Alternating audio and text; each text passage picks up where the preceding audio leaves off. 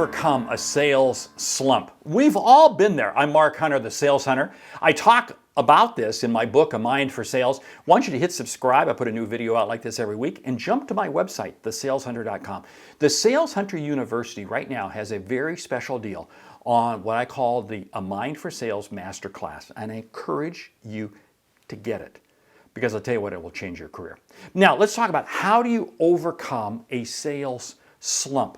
Now, hey, first of all, don't kid yourself. I don't care how, even top performers have sales slumps. But the key is not being in a sales slump. The key is how quickly can you get out of the sales slump. Let's go through the 10 things. Number one, focus on the long game. Long game. There may be days, there may be weeks, there may be months that things are down. They're just not happening right for you. But you know what? Focus on the long game. Everything that you do is focused on creating opportunities down the road. When you focus your mindset on the long game, it's amazing how you quickly come out of your short game problems. Number two, check your goals. Check the goals that you have. Now, what do I mean by this? You see, what happens many times is that we're in a sales slump because the goals that we have just aren't quite there. And what I'll say is this: if I'm in a deep sales slump, check your goals and set yourself some very easy goals. Set yourself some very easy goals that you can overcome quickly, that you can accomplish quickly. And you know what? There's something magical about that. When you accomplish a goal, you really motivate yourself. And it's amazing how then very quickly you can wind up being back on top. But checking your goals also is because many times we're in a sales slump is because we lost our focus as to what our goals are. Number three, existing customers. Existing customers do two magical things for us when we're in a sales slump. One, they convince us, they tell us, they confirm for us the wonderful work that we do because they're our existing customers. It's great. But they also do wonderful things for us because there's also a source of additional business. See, when you're in a sales slump, I always say go back to your existing customers. Let them rejuvenate you because they'll tell you how wonderful you are. And many times there's new business. Either they give you direct new business or they will refer you to new business. Number four, tighten your prospect list. Now, when I mean tighten prospect list, what does this mean? See, what happens too many times is that we get in a sales slump because we're just all over the place.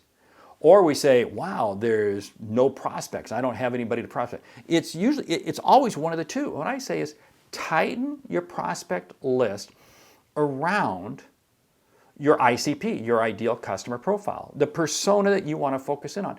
And when I focus in on a few key prospects that I know I can help, it's amazing how much more enthused I get because I know I can make a difference with them.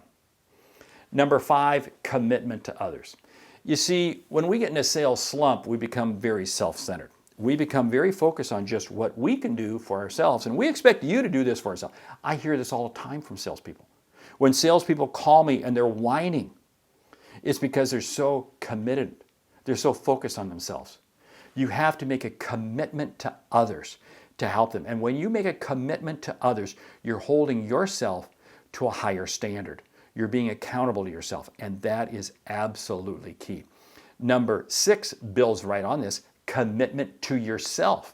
You see, commitment to yourself, what does this mean? This means that, hey, if every morning I'm going to exercise between 6:30 and 7 a.m., I'm doing it between 6:30 and 7.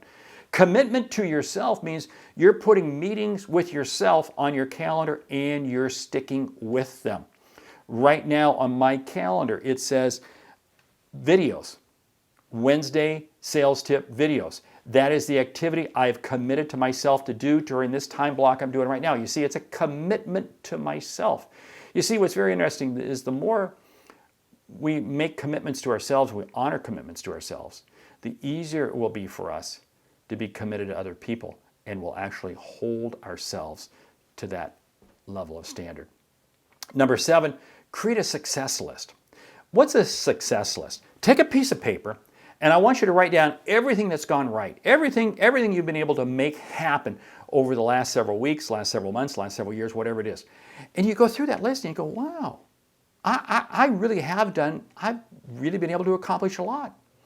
And it's amazing how when you take the time to just focus on your success, you're much more successful than you realize.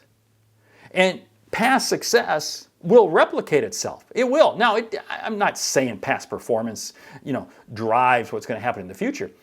But I look at it and I go, wait a minute, if I was able to do that back then, why can't I do this now? Yes, you're right. You're right. It's amazing. Your success list. 8, relax. Don't panic. Too many times what happens is when people get in a sales slump is when they really begin chasing the shiny object. They begin really, going way out there on things that just don't make sense. Hold on, people. Calm down. Slow down. Relax. Breathe. When you're calm, it's amazing how much more focused you are. When you're calm, it's amazing how you're able to step back from the trees in the forest and you're able to see the entire forest. When you're calm and relaxed, it's amazing you make better decisions. Don't panic. Because what happens when you're in a panic state? You make stupid decisions. Number 9, review your process. Review your sales process. This is a great time. Review your sales process. Compare it with other people. Study, read books, get out there, learn from other people. What are some tweaks? What are some changes? What are some things that you may want to do to change your process, to make better use of your time, to make better time of your prospecting calls, to make better time. What's very interesting is when people are in a sales slump, and I say review your process, I always come back to one simple thing. How much time are you really spend prospecting? And that's always the shortcoming. That is always the shortcoming. That's why I focus. That's why I wrote the book, High Profit Prospecting. It's the reason I wrote this book. Because I'll tell you what's interesting is you can't close what you don't prospect. So you better spend time prospecting. Review your process, and you're going to see where those gaps are. And number 10, keep things simple. Don't overcomplicate it. I see too many times when people get into a sales slump, they feel that, if they just buy this app, if they just buy this tool, if they just buy this SaaS software, somebody bought this and it really worked for them. Don't overcomplicate it. Don't overcomplicate it. You see, keeping things simple allows you to really understand better in your own mind. You see, at the end of the day, your sales slump is not going to be corrected because of a new CRM system. Your sales slump is going to be corrected because of your mindset.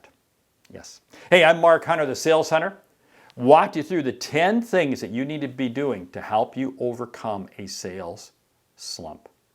Hit subscribe, go to my website, thesaleshunter.com, and make sure you read the book, A Mind for Sales. Great selling.